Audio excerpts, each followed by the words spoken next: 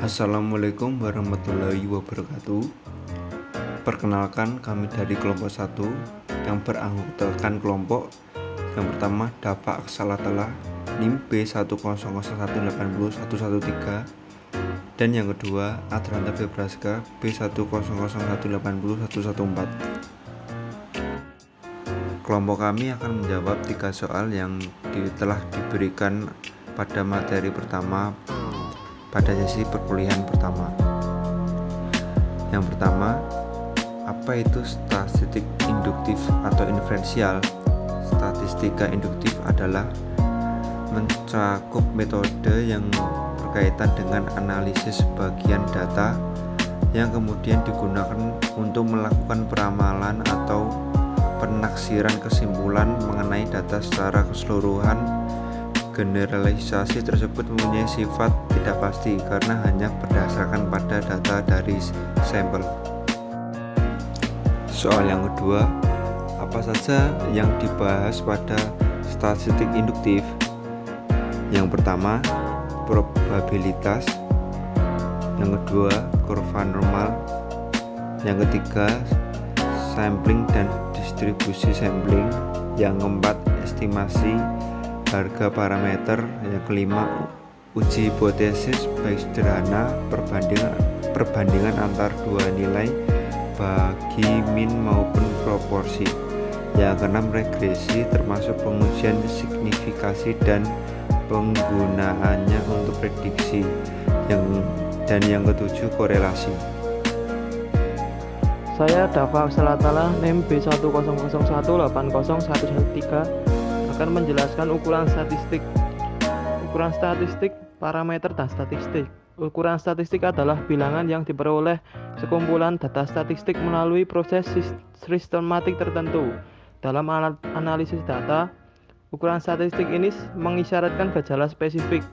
Misalnya gejala letak pusat pengelompokan data, gejala penyebaran variasi atau keseragaman data, atau gejala lainnya yang dikandung oleh data yang sedang dianalisis. Apabila ukuran statistik ini diperoleh atas dasar perhitungan yang menyeluruh atau complete enumeration atau sensus, maka namanya parameter. Sedangkan jika diperolehnya atas dasar penghitungan terhadap data statistik yang ada dalam sampel, ukuran statistik disebut statistik. B. Ukuran gejala pusat. Ukuran ini mengisyaratkan letak pemusatan pengelompokan data. Oleh karena itu, ukuran-ukuran statistik ini disebut juga ukuran letak atau measures of location. 1. Rata-rata hitung, average atau mean.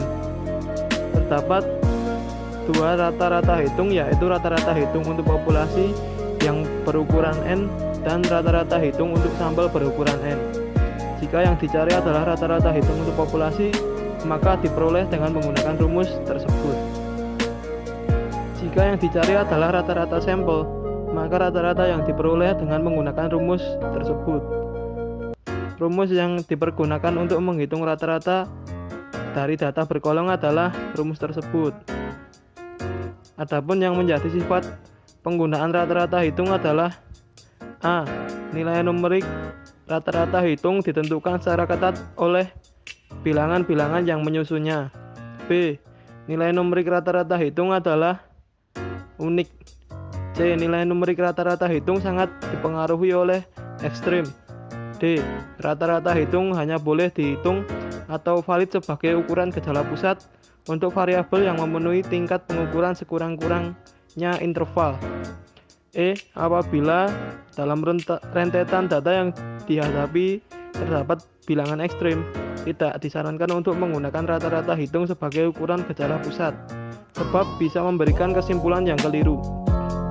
Dan yang terakhir, tidak disarankan untuk mengambil kesimpulan yang hanya didasarkan pada rata-rata hitung. 2. Median. Median merupakan suatu harga yang merupakan titik tengah dari keseluruhan harga pada suatu satuan data. Oleh karena itu, terdapat 50% data yang berada di bawah atau sama dengan nilai tersebut, dan terdapat 50% lagi data yang berada di atas atau sama dengan data tersebut. Untuk menghitung median dari data bergolong dipergunakan rumus tersebut. Penjelasannya: B. Batas bawah atau di mana median terletak. P. Panjang kelas interval. F. Jumlah frekuensi sebelum kelas interval. F kecil, frekuensi kelas median.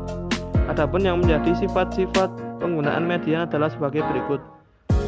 A. Nilai numerik median tidak ditentukan secara ketat oleh bilangan-bilangan yang menyusunnya.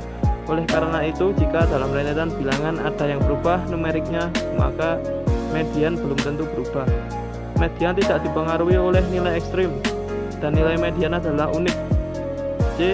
Median boleh dihitung atau valid sebagai ukuran gejala pusat untuk variabel yang memenuhi skala pengukuran sekurang-kurangnya ordinal. Apabila dalam rentetan bilangan terdapat nilai ekstrim, disarankan untuk menggunakan median dengan pengganti rata-rata hitung. 3. Modus didefinisikan sebagai bilangan yang paling banyak muncul atau bilangan yang frekuensi kemunculannya paling besar dari suatu satuan data. Modus ini tidak selalu dengan mudah diperoleh. Hal ini akan terjadi jika dihadapkan pada suatu harga yang mempunyai frekuensi kemunculan yang sama dengan yang lainnya.